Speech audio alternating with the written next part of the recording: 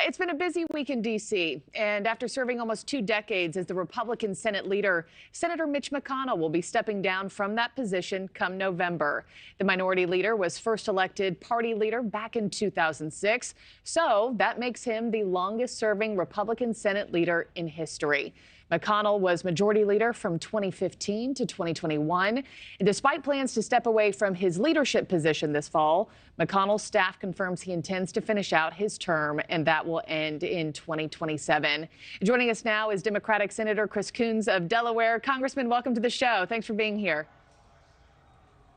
Thank you, Markie.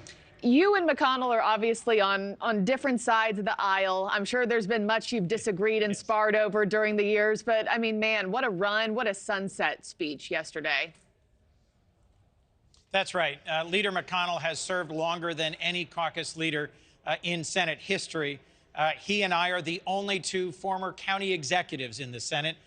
And while I sharply disagreed with some of his choices and tactics, particularly around Supreme Court vacancies, it's been an honor to work with him in recent months on being determined, both of us, to secure funding for Ukraine and for Ukraine's ongoing fight for freedom against Russian aggression. Yeah, I know there are differences, but it is nice to hear that there's also respect there. How do you see the senator's departure as party leader impacting dynamics and bipartisan efforts within the Senate? Well, Senator McConnell held together his caucus for many years.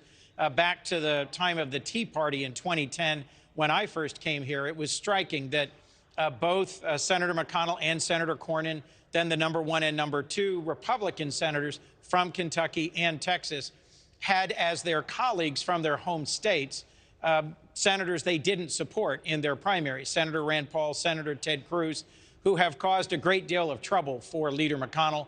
They are often the earliest to prevent moving forward on bipartisan bills, to oppose any consensus or compromise, and to demand their own unique approach to legislating here.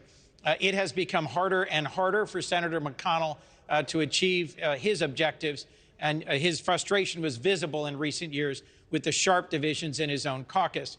One of the most telling moments there was when President Trump killed the border security provisions of the bipartisan National Security Supplemental. I'll remind you that the very conservative head of the Border Patrol Union, Brandon Judd, endorsed that bill. So I beg to differ with Senator Cruz, who just a moment ago said that it was a weak Democratic bill. In fact, conservative Republican from Oklahoma, James Lankford, was the lead negotiator chosen by Senator McConnell, who secured some significant wins. Yeah. $20 billion to fight fentanyl, to hire thousands more Border Patrol agents, to invest in securing the border, and to increase deportations. It was solely because former President Trump wants an issue for the fall election that that bill was not advanced in the Senate.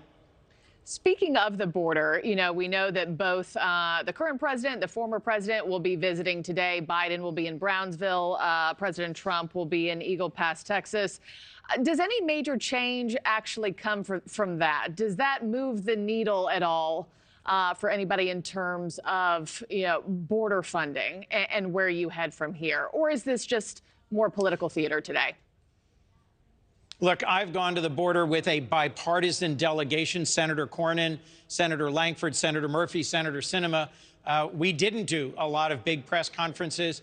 We met with community leaders, with those who run shelters, with Border Patrol, with ICE. We got detailed input about exactly what the challenges are at our border in Yuma, Arizona, and in El Paso, Texas. We then, as a bipartisan group, went to Mexico to meet with President López Obrador in Mexico City.